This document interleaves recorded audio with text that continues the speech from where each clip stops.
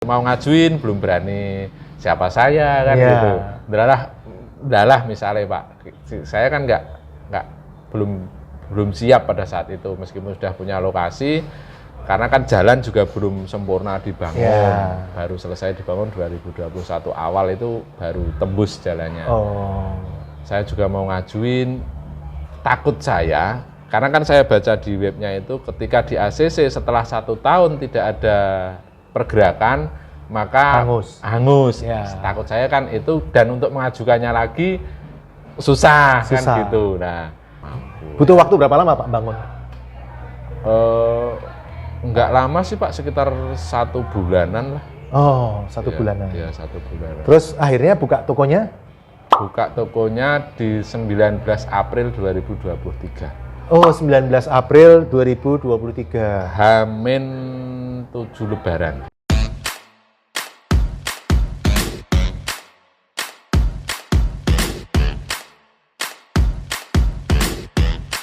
Halo teman-teman, kita ketemu lagi di channel YouTube Pipo. Hari ini kita ketemu luar biasa, orang yang luar biasa.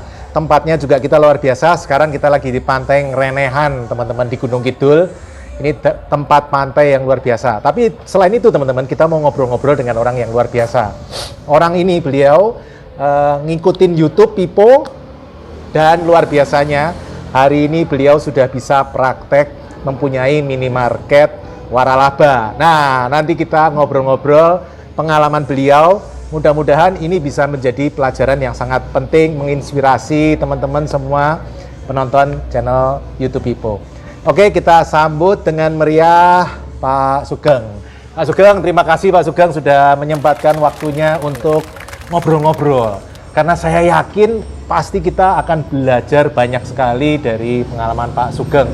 Pak Sugeng, sehari-hari Pak Sugeng, kalau boleh tahu pekerjaannya apa Pak Sugeng? Terima kasih Pak. Sebelumnya saya ngucapin terima kasih sekali untuk Pak Pipo, karena berkat ilmu Pak Pipo, alhamdulillah apa yang menjadi cita-cita saya bisa tercapai. Sama-sama Pak, sama-sama. Terkait dengan pekerjaan Pak, alhamdulillah meskipun ya hanya di desa, saya hanya perangkat desa Pak. Perangkat desa. Istilahnya ya, kalau di kampung istilahnya pamong Pak. Pamong. Iya. Keluarga, istri? Istri ada bekerja di instansi juga. Jadi bukan konglomerat ya teman-teman ya. Nanti ketemu orang mikir, wah ini konglomerat nih kalau punya minimarket. Jauh. Enggak ya Pak ya, kita sama saya juga biasa-biasa, Pak Sugeng juga biasa-biasa, bukan terus harus, kan orang katanya nggak bisa, orang dari nol itu nggak bisa. Nah ini ternyata saya ketemu hari ini Pak Sugeng yang mulai dari nol dan ternyata bisa punya minimarket ya Pak ya. Alhamdulillah ya. Jadi untuk punya minimarket itu memang menurut saya pribadi yang paling utama adalah kemauan dan niat Pak. Kemauan? Iya, kemauan. Ketika kita sudah punya satu tujuan, yang penting kita fokus pada apa yang menjadi tujuan kita. Fokusnya di mana, itu yang akan menjadi fokus kita setiap hari. Harus langkahnya seperti apa, step by step. Meskipun memang menurut saya, pengalaman pribadi saya, itu juga waktunya tidak bisa instan. Ketika kepengen sekarang terus tahun depan bisa terrealisasi, enggak. Paling tidak juga ada prosesnya, ada waktunya untuk fokus, tetap fokus pada apa yang kita inginkan. Ada tahapan-tahapan yang harus kita pelajari, yang ilmunya semuanya saya dapatkan dari Pak Pipo semua, mulai dari lokasinya seperti apa, terus kemudian pendanaannya nantinya seperti apa, semua saya dapatkan ilmu itu dari Pak Pipo, dan benar-benar saya praktekkan langsung, dan apa ya, memang benar-benar 0 rupiah. Bahkan orang-orang itu tidak percaya kalau itu punya Indomaret, itu punya saya. Iya, gitu. Dipikir kok mungkin ya Pak ya. Iya, itu real Pak. Pasti ada yang aneh ini. Iya, enggak, apa ya, banyak yang nggak percaya. Masa iya? Jangan-jangan dipikir ada tuyul gitu ya Pak. Jangan-jangan ada orang di belakangnya gitu.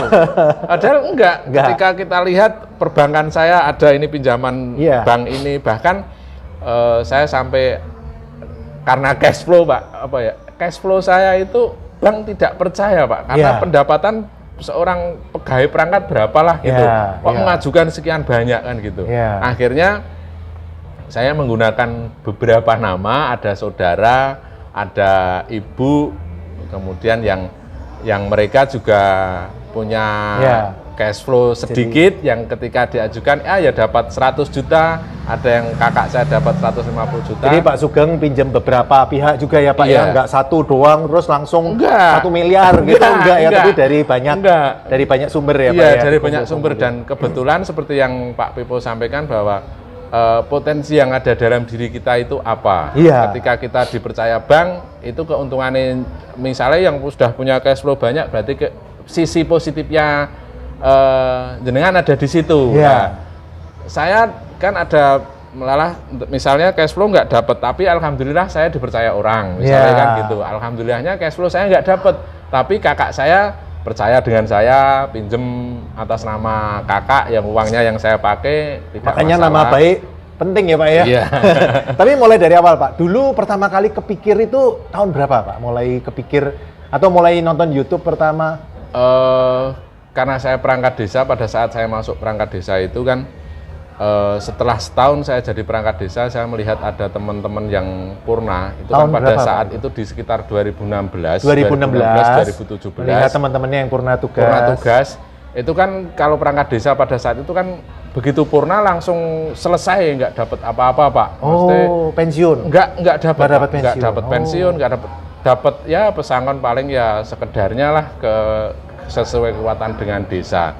Pada saat itu saya mulai berpikir, ketika nanti saya pensiun di tahun 2040 saya pensiun, terus kalau saya cuma seperti itu, terus nanti anak saya ketika butuh sesuatu terus saya harus seperti apa? Karena kan saya ya itu tadi dari kalangan yang pas-pasan lah ya. Pas-pasan Pak gitu. Nah, saya mulai berpikir pada saat itu bagaimana caranya ketika nanti saya pensiun itu ada tetap penghasilan untuk saya. Nah, karena kan saya juga nggak tahu yang namanya kita bekerja, menggadaikan waktu kita.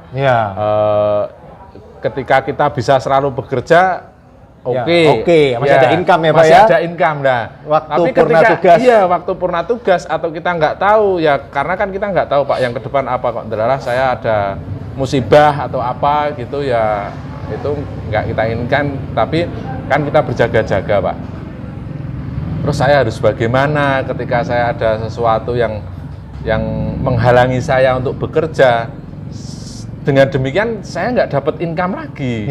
Terus bagaimana kehidupan ini akan terus berjalan, saya membiayai anak, saya membiayai keluarga. Mulai saat itu saya mulai berpikir ya, bagaimana caranya biar saya tetap mendapatkan pendapatan meskipun saya sudah tidak bekerja. Ketemulah pada saat itu YouTube Pak Pipo yang pada saat itu fokusnya di passive income property. Nah, saat itu kok, iki kok masuk, saya bilang gitu. Iki masuk, iki nggak harus terus saya lihat pertama, iki sesuai dengan keinginan saya. Tahun berapa itu Pak? 2017, 2018. 2017, 2018. Ya itu awal-awal channel saya mulai bikin channel YouTube itu. Berarti Pak Sugeng udah mulai ngikutin itu. Iya, 2000 itu sudah mulai ngikutin. Waktu itu kita ngikutin itu, terus di tahun-tahun berikutnya kok ada nemu di waktu berikutnya nemu kok tanpa modal. Apa artinya kan, terus kemudian saya pelajari lagi, tanpa modal itu ternyata dengan perbankan, ternyata dengan sistem-sistem yang Pak Pipo ajarkan. Propertinya bisa nyicil sendiri dirinya. Propertinya bisa nyicil sendiri. Kita punya properti tapi kok propertinya kerja sendiri. Kita duduk manis kok propertinya bisa ngangsur sendiri lah. Itu sesuatu yang luar biasa Pak. Maksudnya saya benar-benar mendapatkan ilmu yang luar biasa, sesuatu yang Terus kenapa pilih properti Pak? Kenapa nggak milih yang lain lah? Misalkan investasi banyak loh Pak, nggak harus properti. Atau mungkin jangan-jangan ini tuan tanah ini, jangan-jangan ini punya banyak tanah gitu. Aneh juga Pak saya kalau jadi tuan tanah. Nggak masuk akal juga kalau jadi tuan tanah. Pada saat itu juga kenapa properti yang saya kejar, karena juga YouTube jenengan juga menginspirasi saya ketika saya belajarnya lewat YouTube, ada beberapa hal juga, misalnya katakanlah saham, katakanlah itu, kita nggak bisa menjaminkan sebelum kita punya kok. Kalau model KPR itu kan kita meng-KPR-kan saham kan nggak bisa, tapi kalau tanah itu kan bisa di KPR-kan. Kalau saham beli nggak bisa kredit ya Pak, harus beli cash. Iya, itu kalau properti bisa kalau properti bisa kredit, bisa modalnya kecil ya berarti, nggak harus modalnya gede. Nggak harus modal besar, bahkan saya itu nggak modal. Ternyata modalnya nggak modal, berdasarkan itu tadi pinjam, kita dipercaya orang, yang penting kita sudah yakin bahwa lokasi yang kita akan proses ini benar-benar sesuai dengan yang Pak Pipo sampaikan. Ya. Jadi properti yang pertama 2017 mulai belajar ya Pak ya, 2017. Terus properti pertama dapat tahun berapa Pak? Properti pertama dapat tahun 2020. Oh, waktu Covid. Iya, waktu Covid, Pak. Terus langsung dibeli gitu? Pada saat itu, karena kan kebetulan saya perangkat desa, ada fasilitas untuk kredit karyawan. Kredit karyawan. Ya, kebetulan harganya juga sebagai seorang karyawan masih masuk untuk saya beli. Pada saat itu saya beli menggunakan fasilitas kredit karyawan. Iya, murah banget Pak. Tadi aja saya, waduh, murah banget kalau segitu ya. Alhamdulillah Pak, ya mungkin rezeki juga dari yang di atas. Saya Terus baru mulai dibangun? Baru mulai dibangun, kebetulan kan saya pada tahun 2010 itu kan punya satu tanah beli juga, yang itu juga hasil kerja beli tanah di pinggir, di kampung, maksudnya kampung saya ada tanah kecil yang kebetulan ada seseorang yang butuh, saya beli. Kemudian di 2020 akhir itu ada istilahnya, kalau Jawa itu wong tua rak dheweke anake. Nah, itu loh Pak, mesti wong tua dheweke anake kayak ditembung, mesti Pak, Bu, sik nika kula anggene, mboten napa-napa pakai. Ada orang lain tetangganya yang pengen beli tanah untuk anaknya. Gitu. Jadi ya udah dibeli pada saat itu. Terus ya sedikit ada tambahan juga untuk beli batako, untuk itu kita buat letter U dulu, ada kayak letter U, cuman bangunan atap tok, nggak ada apa-apanya. Karena takutnya pada saat itu ketika saya ajukan posisi tanah kosong, karena saya kan masih nol nih Pak, takutnya nanti pihak banknya juga nggak ACC, nilainya nggak ada kan gitu. Nilainya kecil. Ya nilainya kecil, hanya tanah tok. Pada saat itu ya udah kita bentuk ulah nilai seberapa gitu kita ajukan ke pihak minimarket. Untuk disurvei apakah titiknya layak atau tidak gitu ya. Atau tidak. Nah, di saat itu memang saat-saat yang paling mendebarkan. Karena sudah beli.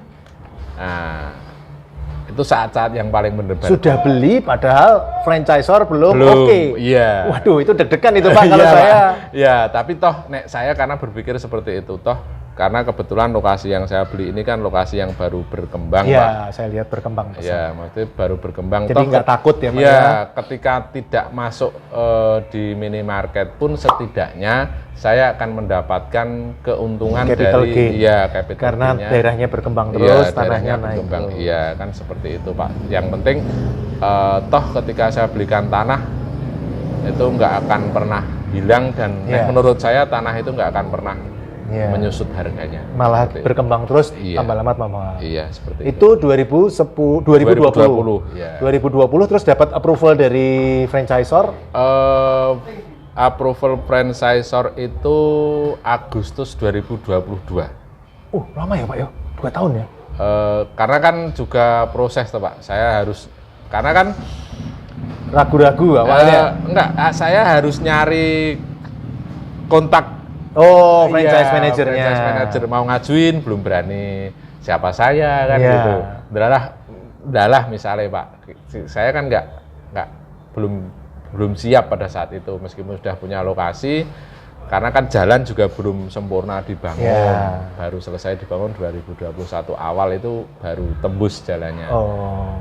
saya juga mau ngajuin, takut saya, karena kan saya baca di webnya itu ketika di ACC setelah 1 tahun tidak ada pergerakan, maka hangus. Ya. Takut saya kan itu, dan untuk mengajukannya lagi susah. Kan gitu. Nah, karena seperti itu saya berpikirnya agak lama, beberapa bulan itu saya enggak. Ketika delalahnya misalnya kok kebetulan misalnya saya ajukan ACC, pendanaannya saya nggak dapat, kan saya malah agak pusing. Maka saya memastikan dulu istilahnya ngapii orang-orang yang sekiranya nanti membangun hubungan baik dulu, nanya-nanya dulu ke franchisor. Ya, seperti itu, Pak. Jadinya makanya di depan saya matur bahwa fokus pada hasil dan prosesnya memang agak. Tapi kok nggak punya, saya heran tuh ya Pak, kok nggak punya modal, katakanlah modalnya mepet banget. Iya. Kok beraninya? Ini kan ya bangun minimarket paling nggak ya 900, 1 miliar ya Pak ya. Nah itu keberanian itu dari mana itu Pak? Atau ada perhitungan tertentu? Perhitungan karena yakin dengan apa yang disampaikan jadi Pak setelah nonton YouTube Pipo jadi yakin? Iya, jadi yakin. Nekat-nekatan lah. Kan ada hitungan 1%, ketika sekian tahun 1,2%, ketika sekian tahun 1,3%, 10 tahun itu kan hitung-hitungan saya kan pakai scoring gitu ya, dibikin skor ya. Iya, dibikin scoring itu, oh kayaknya 15 EBITDA masuk deh. Waktu itu targetnya modal butuh berapa dari perbankan? Kan tanah udah dimiliki. Kira-kira dari perbankan butuh berapa? Awal-awal mikirnya? Karena kan setelah saya ajukan ke minimarket, ke franchisornya, kan keluar RAB itu Pak. Iya, keluar RAB. Nah, keluar RAB itu saya melihat ada beberapa hal yang bisa saya efisiensi. Oh iya, bisa diefisiensi. Iya, ada misalnya tetangga sebelah dia bisa buat rolling door. Oh, ini tetangga sebelah bisa bikin rolling door, bisa bantuin. Harga khusus. Harga dan tetangga. Bisa saiki urung eneng, katakan gitu, bisa ketika nanti ada gitu. Bertahap pembayarannya bisa bertahap ke tetangganya. Terus jadi setelah melihat ada beberapa hal yang bisa diefisiensi, ya dari anggaran 1,2 yang sekalian pembayaran ke franchisornya, ya tak pepet-pepet paling sekitar 900 sampai 1 lah. Oh, Pak. Berarti dapat RAB dari franchisor, kemudian ini bisa diirit, kira-kira 900-an. Iya, gitu lah. Karena bayangan saya ketika 900-an, oh kayaknya mampu deh, kayak kan gitu. Misal nanti awalnya sih saya sendiri, bayangan saya bisa 900 itu satu bank saya ajuin, masuk semua, gitu. Ya, 900. Ternyata ketika ajuin bank, istilahnya dilihat syaratnya nanti ada rekening koran ya Pak, gitu. Begitu dilihat rekening korannya, nggak masuk akal untuk pinjaman sekian banyak, kan gitu. Ketika bank-bank yang nasional ya kayaknya harapannya kecil saya bisa untuk mendapatkan pinjaman. Akhirnya dapat di satu bank, tapi bunganya memang agak tinggi Pak. Tapi saya berpikir kalau meskipun tinggi seperti Pak Pipo, kalau disampaikan kalau masih ada bank yang bisa mempercayai saya hutang 20 tahun, saya akan tetap karena itu juga itu meskipun bunganya tinggi, saya hitung baru sekian masih mampu. Yang penting income-nya propertinya lebih besar dari angsuran, walaupun bunganya tinggi, jangkanya panjang pun nggak apa-apa, nanti dipikirin lagi pelan-pelan diturunin ya. Toh saya juga tidak akan dipusingkan dengan angsurannya itu segitu, wong nanti juga si properti ini sendiri yang nyicil. Yang akan baru nanti pelan-pelan cari yang lebih murah, turunin angsuran. Iya, seperti itu, Pak. Kebayang nggak waktu itu kira-kira angsurannya berapa? Kalau misalnya 900, angsurannya berapa? Sudah kepikir belum, Pak? Sudah sih, Pak, pada saat itu ketika 10 tapi hitungan saya manual ya, Pak. Maksudnya pakai Excel gitu, tak hitung ketika bunga 12% per tahun berarti 1%, 900 berarti 9 juta. 9 juta bunganya. Ya. 900 tak bagi 120. Oh, ya ketemu berapa? Berapa ditambah ke bunganya. Berarti kira-kira angsuran segitu. Angsuran sekian, oh nggak sampai 20. Harapan saya sih mampu si properti ini untuk ngangsur kan gitu. Ngitungnya propertinya dari mana? Tadi kan udah ngitung angsuran nih. Iya. Nah, ngitung propertinya kok yakin bisa di atas angsuran? Waktu itu tebaknya berapa? Nebak income-nya propertinya? Waktu itu nebaknya ya 15 sampai 20. Kenapa kok bisa keluar angka 15 sampai 20? Gini, kan juga ilmunya Pak Pipo. SPD sekian kali sekian bulan, kali sekian hari dalam satu bulan, terus nanti dikali sekian persen itu ketemu kira-kira profitnya ya, segitu. Bayangan saya kan ya EBITDA 8,5 sampai SPD 8-9 juta. Istilah SPD juga saya masih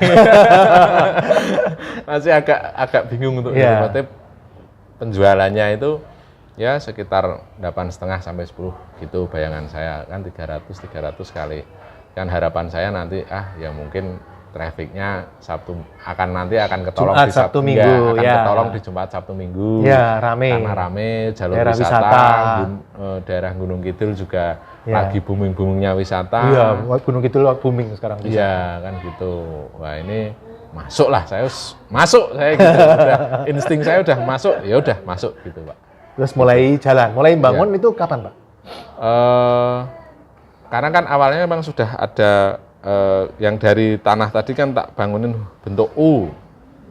Setelah menjadi bangunan U diajukan ke franchisor masuk, saya mulai di Agustus itu dikabari masuk, saya mulai gerak-gerak Agustus 2022. 2022. Ya, Agustus 2022 dikabari. Franchisor oke. Tapi belum keluar prospektus. Ya, prospektusnya belum dikasih. Belum keluar. Saya jadinya belum bisa bergerak untuk ke bank. Oh, karena untuk ke bank butuh prospektus. Butuh prospektus. Untuk anggapan bank ini nanti nyicil lah. Iya, sisanya bisa ya. ngangsur berapa kan gitu. Itu belum keluar. Saya juga masih nunggu juga gitu. Di sekitar Oktoberan itu baru keluar. Oktober. Iya, baru Oktober 2022. Baru keluar prospektus. Saya itu mulai gerak. Pede saya pada saat itu. Wah, ini dengan prospektus saya bisa ke bank gitu-gitu. Ternyata juga cash flow-nya yang saya bilang tadi tidak mampu. Butuh waktu berapa lama Pak bangun? Enggak lama sih Pak, sekitar 1 bulanan lah. Oh, 1 bulanan. Iya, 1 bulanan. Terus akhirnya buka tokonya? Buka tokonya di 19 April 2023. Oh, 19 April 2023. Hamin 7 Lebaran. Hamin 7 Lebaran. Oh, jadi sempat ngicipin Lebaran? Iya, Pak. Wah, itu manis banget itu. Iya, meskipun juga ternyata ada beberapa permasalahan juga. Ternyata AC-nya nggak dingin. AC-nya nggak dingin? Iya, AC-nya nggak dingin. Kenapa AC-nya nggak dingin? Oh, ternyata listriknya nggak naik turun. Iya, stabil. listriknya belum stabil gitu. Waduh ya. Semua kulkas itu nggak dingin. Nggak semua, karena listriknya nggak nyampe, voltasenya nggak voltasenya hanya 180 Pak. Iya, Bahkan sampai satu alat monitor itu rusak. Ya. Gara-gara voltasenya nggak kuat. Tapi sekarang udah kasih stabilizer. Oh, sudah. Dari pihak PLN-nya yang ngasih stabilizer. Yang kasih jaringan baru untuk saya. Iya. Bahkan tadi sempat ngobrol kurang 3 hari. Ternyata AC nggak ada ya Pak ya, masih belum. Jadi miskom sama franchisor. Yeah. Dipikir franchisor yang masang AC, ternyata franchisor juga mikir Pak Sugeng yang masang AC ya. Kan pada saat itu ada pembagian yang boleh saya kerjakan dan boleh yang nggak, ada angka yang harus saya bayarkan ke franchisor.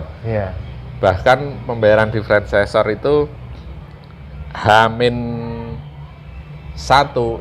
itu saya belum bisa bayar, bahkan saya sampai membuat surat pernyataan permohonan kepada H-1 pembukaan toko. Bukan H-1 keterlambatan pembayaran. Oh, menjelang deadline pembayaran pelunasan. Kurang sehari saya belum bisa membayar. Karena masih harus nunggu kakak saya yang yang mengajukan pinjaman ke bank itu belum cair. Saya cairnya harus besok. Hari ini harusnya pembayaran terakhir untuk pembayaran franchisor. Saya sampai diminta untuk membuat surat permohonan pengunduran pembayaran. Karena kan saya baru bayar 300 sekian kurang 100 sekian. Masih nunggu pinjaman dari tempat lain pinjaman lagi. ini untuk bisa masuk pada saat itu. Nah, kembali ke tadi bahwa ada AC itu 4 sekian 400 juta franchise. Ya, 400 juta itu bayangan saya itu sudah masuk include AC di situ. Iya, integrasinya. Hamin 3 grand opening, pihak franchisor datang cek lokasi, survei. Saya kebetulan nggak ada di lokasi, di WA sama franchisornya. Pak Sugeng, kok AC-nya belum dipasang ya? Hamin 3 ini apa kira-kira gitu. Belum pasang AC. Saya bilang, saya tanya, Pak, lah itu kan masuk yang pembayaran saya. Oh enggak Pak, itu Pak Sugeng tanggung jawabnya AC. Ya. Waduh, sudah posisi Hamin 3 grand opening, saya sudah nggak punya uang sama sekali. Akhirnya ya kebetulan ada saudara yang habis jual kayu untuk biaya kuliah anaknya. Toh biaya kuliah anaknya itu kan per 6 bulan sekali baru bayar. Nah, karena per 6 bulan sekali baru bayar, saya bertamu ke rumahnya daripada mohon izin untuk daripada nanti disimpan di bank. Bagaimana kalau uangnya jenengan saya pakai dulu, nanti saya tanggung jawab ketika putrane jenengan mau bayar kuliah, nanti saya yang tanggung jawab. Sampai seperti itu Pak.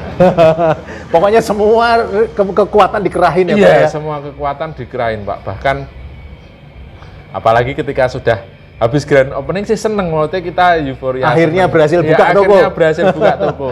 Tapi setelahnya kan juga ada tahapan-tahapan berikutnya, sampai nunggu dengan 6 bulannya, sampai nanti bagaimana bank-bank ini untuk bisa tetap ke angsur. Bahkan saya ada nama kakak dan nama ibu yang punya pinjaman, saya harus tetap ngangsur di bulan-bulan pertama.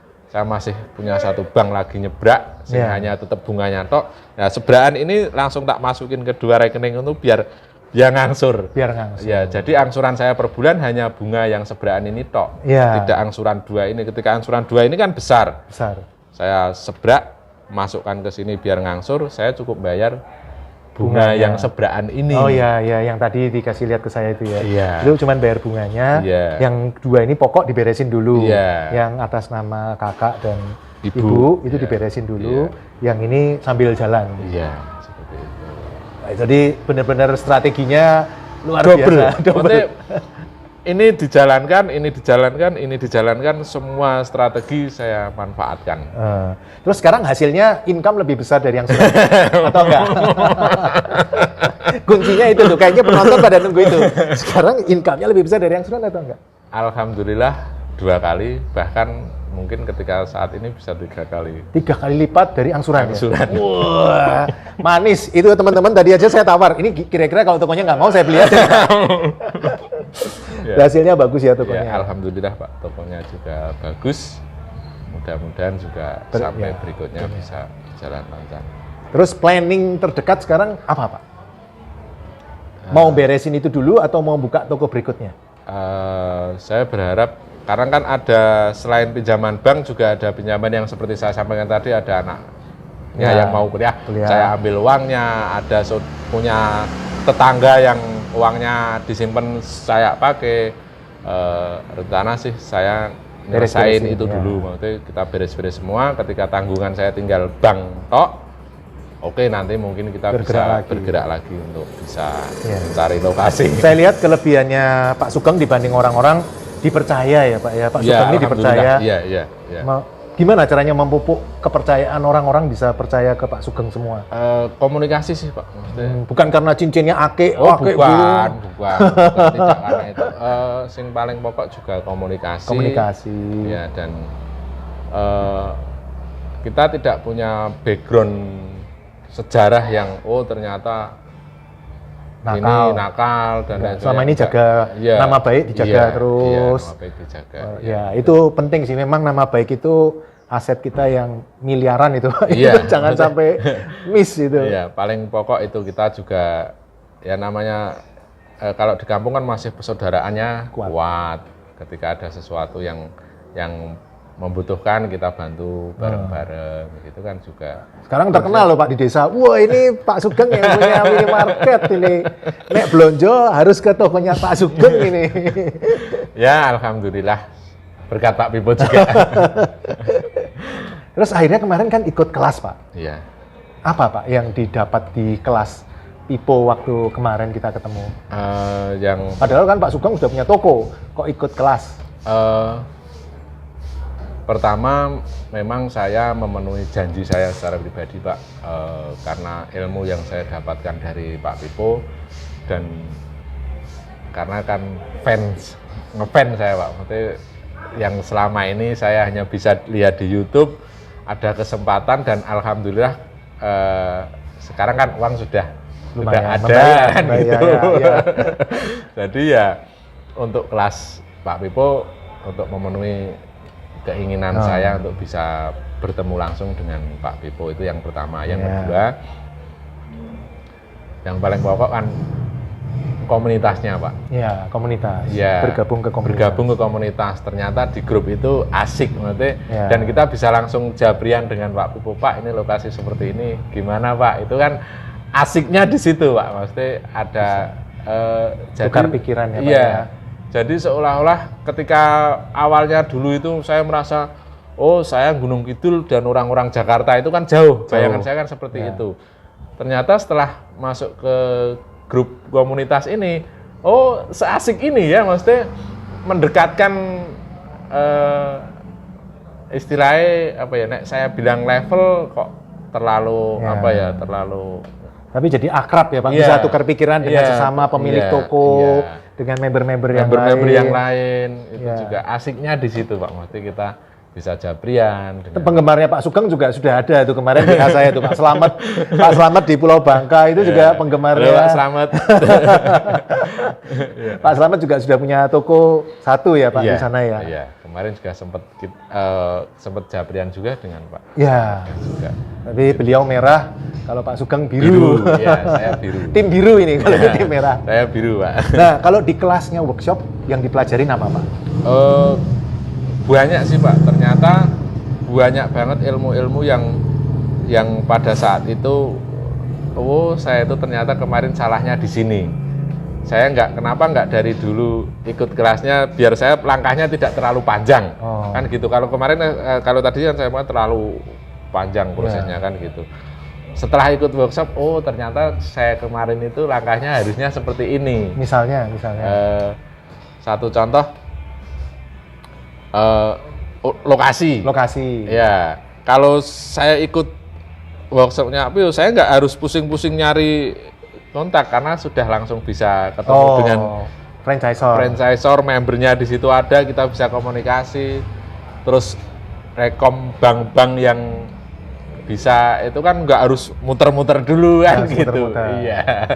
Terus saya lihat juga tadi seharusnya franchisor dulu baru tanahnya dibeli ya Pak ya. Kalau saya lihat tadi Pak Sugeng beli dulu baru minta izin franchisor. Itu sebenarnya agak kebalik itu Pak. Agak untung tepat itu Pak. Iya, untung tepat itu memang kesalahan dalam artian ya mungkin terlalu berani. Maksudnya kenekatan gitu loh Pak. Kalau kedepannya sih saya tetap menggunakan ilmunya Pak Pipo. Tahapannya memang ternyata seperti ini. Saya kan nggak tahu, bayangannya dulu ternyata cari lokasi dulu, baru nanti diajuin. Saya nggak ngerti itu. Saya cuman langsung beli. Kan gitu. Kalau menurut Pak Sugeng kan 2017 mulai nonton YouTube. Akhirnya 2023, 6 tahun kemudian bisa buka toko Pak. Seandainya ikut workshop di 2017, kira-kira bisa mempercepat waktu berapa lama Pak kira-kira? 2017, 2018, 2019 harusnya sudah bisa. Harusnya sudah bisa. 2 tahun harusnya sudah bisa. Harusnya 2 tahun ikut kelas bisa. Ikut kelas 2 tahun maksimal 3 tahun itu harusnya sudah bisa sih, Pak. Ya, menurut saya juga mestinya bisa. Mungkin ya, apalagi kalau ngotot mungkin lebih cepat lagi ya. Iya, itu 2 tahun 3 tahun itu santai, maksudnya nyantai. Karena ilmunya sudah kedapat semua nih, maksudnya tinggal penerapannya. Iya. Kalau saya kan enggak, belajar lewat YouTube. Salah harus kejegur-jegur, harus ada bank beberapa saya nolak. Tapi belajar banyak ya Pak ya, jadi ilmunya jadi banyak banget. Iya. Ya alhamdulillah, dan akhirnya ketemu dengan Pak Pipo dan rombongan yang asik. Awalnya saya yang bukan siapa-siapa lah maksudnya. Oh, sekarang luar biasa Pak, saya aja perlu belajar. Ya, setelah ketemu Pak Sugeng saya jadi kepikir, iya ya, saya selama ini udah melenceng dari jadwal. Dulunya kan saya nyari tanah yang murah-murah Pak. Sama seperti yang Pak Sugeng lakukan. Lama-lama sekarang kan sudah agak bergeser-geser. Saya ya sekitar Jakarta agak mahal sedikit, nggak apa-apa. Tapi setelah ketemu Pak Sugeng saya jadi kepikir, iya saya harus balik lagi ke awal lagi, nyari properti yang murah, income lebih besar dari yang sulan, yang kalau bisa marginnya tebel, spare-nya tebel. Kemarin kan udah punya banyak toko jadi mulai nekat saya. Ternyata setelah ketemu Pak Sugeng saya jadi ingat lagi. Nah mungkin Pak Sugeng ada tips untuk teman-teman kalau pengen mulai seperti Pak Sugeng, seperti apa? Buat teman-teman yang kebetulan lihat itu Pak Pipo, saya sarankan untuk ikut kelas workshopnya Pak Pipo. Itu yang pertama. Karena apa? Karena ilmu yang didapatkan tidak sebanding dengan waktu dan biaya yang dikeluarkan. Saya jamin itu, saya pastikan. Karena apa? Karena ternyata ada ilmu-ilmu khusus, ada hal-hal tertentu yang itu nanti akan dibagikan oleh Pak Pipo. Triknya seperti apa, caranya seperti apa, prosesnya nanti tahapannya seperti apa, itu diberikan langsung oleh Pak Pipo. Dan di workshopnya itu ketika asiknya ketika Pak Pipo menyampaikan, langsung kita, Pak itu kok langsung pada saat itu langsung dijawab, sehingga tidak perlu selesai dulu terus baru ada sesi tanya jawab. Enggak, ketika pada saat Pak Pipo terus, Pak itu kok seperti itu kok kejadian seperti ini, oh itu langsung dibahas saat itu, nanti dilanjutkan, sehingga komunikatifnya dapat, ilmunya dapat, sehingga ketika nanti disampaikan dulu terus nanti di akhir baru tanya kan, tadi apa ya permasalahan saya kan gitu, ketika seperti itu kan, sehingga workshop itu sebetulnya saya lebih ke ngobrol sih waktu itu kayaknya. Iya. Bukan workshop yang kelas banget gitu ya Pak. Kelas banget terus ini A, B, C. Enggak, maksudnya kita ngobrol, sharing prosesnya seperti ini. Bahkan pada saat itu ada yang sudah punya ulog, terus punya seperti ini gimana Pak yuk kita lihat di map, dibuka mapnya seperti ini, dilihat penduduknya sekitar, oh ternyata ini bisa langsung seperti itu, maksudnya bukan kelas workshop yang A, B, C itu enggak, tapi lebih ke sharing pada saat itu. Dan habis itu kita juga bisa langsung komunikasi dengan Pak Pipo, WA-an, Japrian, dan bisa asik. Bahkan harapan saya sih setelah punya ilmunya Pak Pipo, tahun depan saya udah bisa GU lagi Pak. Oh iya, lo tadi sudah saya lihat, wah ini lokasinya oke, ini lokasinya, berikutnya mestinya oke itu Pak. Iya, dan bisa saya sih sebetulnya masih shock, saya yang bukan siapa-siapa tapi ternyata bisa duduk dengan Pak Pipo kan. Percaya deh, pokoknya teman-teman yang sekarang masih belum siapa-siapa dan bukan apa-apa, pastikan ketika jenengan ikut workshop Pak Pipo, pasti jenengan akan menjadi siapa-siapa. Saya pastikan itu. Makasih. Karena ilmu yang didapatkan luar biasa sekali. Saya contoh saya yang real, yang saya bukan siapa-siapa, saya nggak apa-apa, bahkan menjadi bahan pembicaraan, siapa ini bisa buka Indomaret, mungkin itu punya Indomaret dan lain sebagainya, juga berkat ilmu-ilmu dari Pak Pipo, sehingga istilah saya mendobrak kemapanan yang sudah ada. Jadi nggak harus orang kuat, nggak harus orang kaya, nggak harus konglomerat punya ini, enggak, saya Saya semua hanya berangkat desa sih paling bawah. Gitu. Biasa. Orang biasa pun bisa, semua bisa ya Pak ya. Bisa. Jadi tidak hanya orang yang sudah konglomerat baru punya minimarket, enggak ya? Enggak. Semua bisa. Semua kalau bisa. Ngerti caranya. Iya, cuman ada tahapan-tahapannya, ada ilmunya kan gitu. Yang paling pokok kan ilmunya, kita sama-sama punya kemampuan ya, kan gitu. Tinggal nanti ilmunya itu mau mempelajari atau enggak, kan hanya di situ. Luar biasa. Dan saya paling senang ketika Pak Sugeng sudah berhasil menerapkan ilmunya dan punya properti yang bisa menghasilkan passive income lebih besar dari angsuran. Wah, itu saya ikut seneng, merinding semua saya. Wah, sukses satu ini. Berhasil. Juga, ya. Ya, teman-teman, itu tadi kita ngobrol-ngobrol dengan Pak Sugeng yang awalnya dari nol, nonton di YouTube, kemudian akhirnya sekarang bisa punya minimarket, properti yang bisa menghasilkan passive income lebih besar dari angsuran, dan itu ternyata bisa. Nah, teman-teman, Pak Sugeng bisa, saya yakinnya teman-teman juga bisa. Pak Sugeng, terima kasih atas waktunya. Sorry saya ngerepotin nih Pak Sugeng hari ini, kita mesti ngobrol-ngobrol. Terima kasih, mudah-mudahan sukses selalu, mudah-mudahan bahagia, sehat.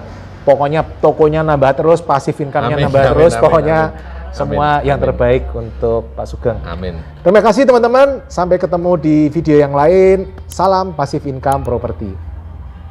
Terima kasih telah mengikuti video hingga selesai. Untuk yang belum subscribe, ayo subscribe channel Pipo Hargianto dan klik lonceng notifikasi untuk mengikuti video-video selanjutnya. Teman-teman juga bisa mengikuti seminar-seminar gratis yang saya bagikan. Silakan daftar melalui nomor berikut.